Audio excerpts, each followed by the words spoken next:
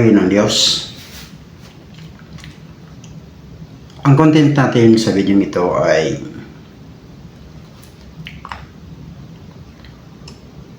bakit kinakailangan mamatay ni Jesus sa cross? Gaano kahalaga ang tao sa puso, sa isipan ng Diyos?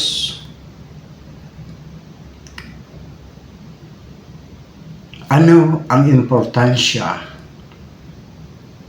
na ipinakita ng Diyos na ang kanyang bugtong na anak ay sinugo upang tubusin ang tao sa kasalanan, sa kabayaran ng kasalanan, na kinakailangang mamatay si Jesus Christ sa cross? Maaaring hindi mo iniisip ang Diyos, pero ikaw iniisip ka ng Diyos. Maaaring hindi mo naaalala ang Diyos, ngunit lagi kang inaalala ng Diyos. Sabagat ito ang sabi niya sa Awit chapter 8 verse 4. Psalms chapter 8 verse 4 nang sabi, "What is man that thou art mindful of him, and the son of man that thou visitest him?" Ano ang tao na siya ay iyong iniisip, at ang anak ng tao na iyong binibisita siya? Kaibigan, pagtanto mo ba? Bagamat ang taon inaalala ng karamihan ng buong mundo ang kamatayan ni Jesus sa krus, ngunit gaano kalalim, gaano kalawak, gaano kataas ang ating pangunawa sa mga bagay na ito na ginawa ni Jesus para sa tao, para sa atin. Kaibigan, bago ako magpatuloy, kung hindi ka pa nakapag-subscribe sa aking channel, please subscribe. Ang iyong pag-subscribe ay nagbibigay encouragement para tayo gumawa ng mga video patungkol sa mga bagay na ito. Mga bidyong mula sa salita ng Diyos,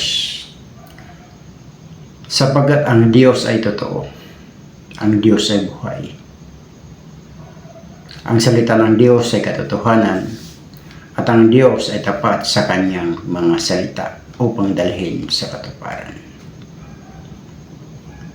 Kaibigan, salamat sa pag-subscribe. At kung nagustuhan mo ang video ito, ay maaaring humingi sa iyo ng like, comment, o kaya naman paki-share. Ngayon, sa ating pagpapatuloy ng video natin na ito.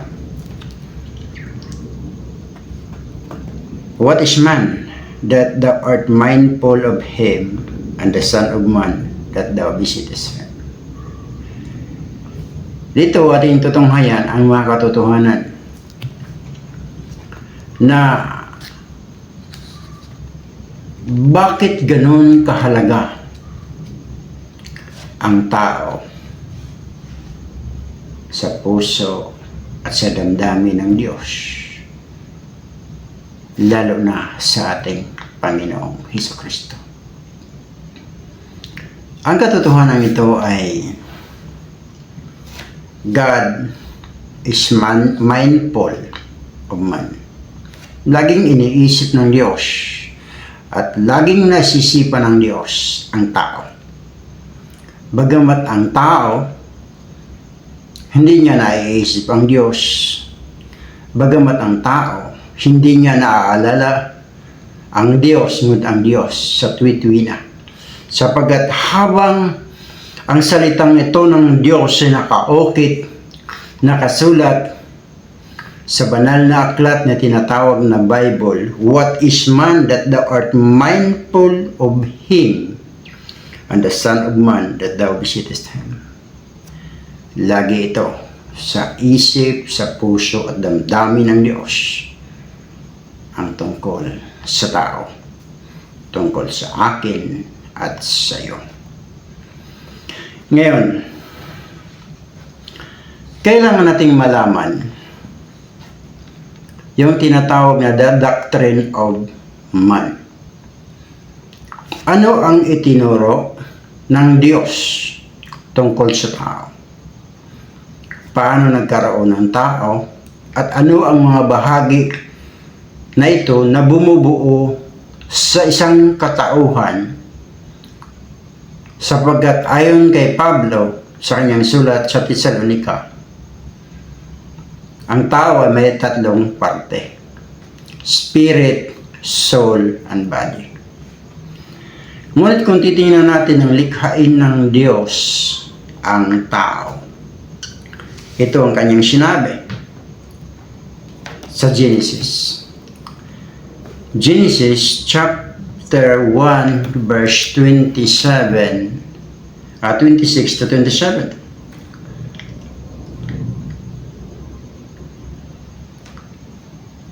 Ang sabi ng Diyos sa kanyang salita sa verse 26 to 27, "And God said, Let us make man in our image, after our image, and let them have dominion over the fish of the sea, and over the fowl of the air, and over the cattle, and over all the earth, and over every creeping thing that creepeth upon the earth."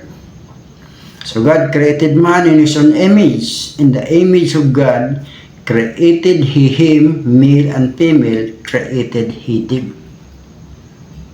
So ito yung aral at turo na nakapaloob sa kasulatan ng Diyos kung paano nalikha ang tao. Kaya napakahalaga na makita natin na lagi pala tayo sa isipan, sa puso ng Diyos. Inaalala tayo ng Diyos. Iniisip tayo ng Diyos sa tuwi-tuwi na. Kaya naman, napakahalaga na makita natin yung mga sangkap ng kabuuhan ng tao, sapagkat may 7 katotohanan na dapat nating malaman. At ang katotohanan ito ay magpapalawak sa ating puso't isipan, magpapalawak sa ating pananaw at pangunawa kung bakit pinahalagahan ng Diyos ang tao. At ang kahalagahan ito ay pinatunayan ni Jesus sa cross, sa Kalbaryo. Kaya nga, nang likhain ng Diyos ang tao, mayroong 7 katotohanan at atin itong isa-isahin upang ating malaman ang katotohanan na ito na mula sa salita ng Diyos. Na kapag ito'y ating nalaman, kapag ito'y ating natuklasan, magsisimula tayo na bigyan sa ating puso't isipan ang Diyos, sapagkat ang Diyos na ito ay lagi kang inaalala. Kaibigan, kung naibigan mo ang video natin ito, huwag kalimutang mag-like, comment, share, At higit sa lahat, ang iyong pag-subscribe. Unti-unti natin ang parte ng video ito sapagkat ito'y napakahaba. At ito ay lagi nating tunghayan sa salita ng Diyos para ating malaman na ikaw at ako ay nasa isipan at nasa puso ng Diyos palagi. Salamat sa pag-subscribe, salamat sa comment, like, and share. Sa bigsang papuri,